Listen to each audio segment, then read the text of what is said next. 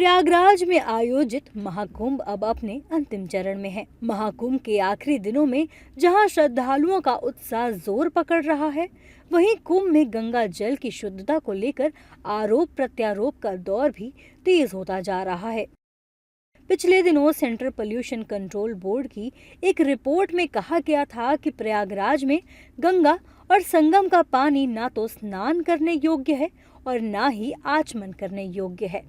उत्तर प्रदेश के मुख्यमंत्री योगी आदित्यनाथ ने गंगा जल की शुद्धता को लेकर आई इस रिपोर्ट को पहले ही साजिश करार दिया है।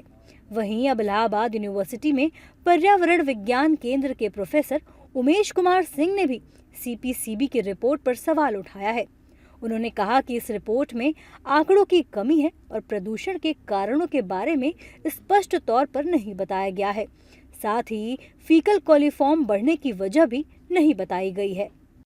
सेंट्रल पोल्यूशन कंट्रोल बोर्ड नई दिल्ली ने जो अपना रिपोर्ट अभी कुछ दिन पहले जारी किया है, उस रिपोर्ट में कहीं न कहीं जो डाटा सारे शो होने चाहिए वो डाटा लैग कर रहा है मतलब वो डाटा उसमें मिसिंग है। जब मैं उस डाटा का वो देखता हूं तो उसमें हमको डीओ का लेवल, डिजॉल्व ऑक्सीजन का लेवल अच्छा दिखता है। जो बाथिंग कंडीशन, जो स्नान करने योग्य पानी होना चाहिए उस रेंज का दिखता है डिजॉल्व ऑक्सीजन। बीओडी का भी लेवल जो स्नान करने योग्य है वो दिख रहा है। लेकिन सडनली मैं जब देख रहा हूं तो उनके डाटा में फीकल कोलिफॉर्म काफी बढ़ जा रहा है।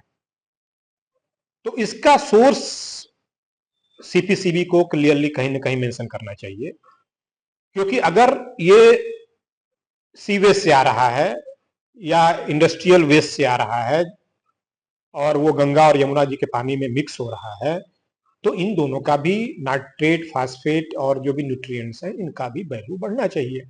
वो उनके डाटा में टोटली मिसिंग है। लिंक आप तब कर पाएंगे कि भाई इसका फॉर एग्जांपल, और दूसरा एक बहुत सारे स्टडीज ऐसी हैं जो कि जब आप बात करने के लिए, स्नान करने के लिए कोई भी जाता है तो उसके भी बॉडी से सर्टेन अमाउंट ऑफ जितने भी फीकल कोलिफॉर्म है या अदर बैक्टीरिया कहीं न कहीं निकलने की थोड़ी संभावना उनमें होती है। तो इंडस्ट्रियल इफ्लुएंट का आप सोर्स नहीं बता रहे हैं, आप सीवेज का सोर्स नहीं बता रहे हैं, नाइट्रेट और फास्फेट के बारे में बातचीत नहीं कर रहे हैं, फीकल कोलिफॉर्म आपके उसमें बढ़ा हुआ दिख रहा है, जबकि डीओ एकदम विद इन लिमिट है, बीओडी भी विद इन लिमिट है और डीओ तो काफी फेवरेबल है, मतलब 7, 8, 9, 10 mg पर लीटर के हिसाब से दिख रहा है। तो कहीं ना कहीं इस डाटा पे तो क्वेश्चन मार्क फिर लगने का प्रश्न उठता है। प्रोफेसर उमेश कुमार सिंह ने केंद्रीय प्रदूषण नियंत्रण बोर्ड से गंगा जल के पोल्यूशन से जुड़े आंकड़ों की दोबारा जांच करने की मांग की है। उन्होंने ये भी कहा है कि फिलहाल जो रिपोर्ट है उसके मुताबिक महाकुंभ में गंगा, यमुना और संगम का पानी स्नान करने योग्य है। इसमें कोई संदेह वाली बात नहीं है। ये मेरा आग्रह रहेगा सेंट्रल पोल्यूशन कंट्रोल बोर्ड को कि अब फिर से उस डाटा को एनालिसिस करें, सैंपल को फिर से उठाएं और फिर से उसको डाटा को अपने चेक कराएं और इन तीनों चारों डाटा को कहीं न कहीं इसको देखें कि उसमें कहाँ पे कुछ कमी तो नहीं रह गई या किस वजह से ये डाटा जो है ये मिसमैच डाटा हो रहा है या इनकंसिस्टेंट डाटा शो कर रहा है।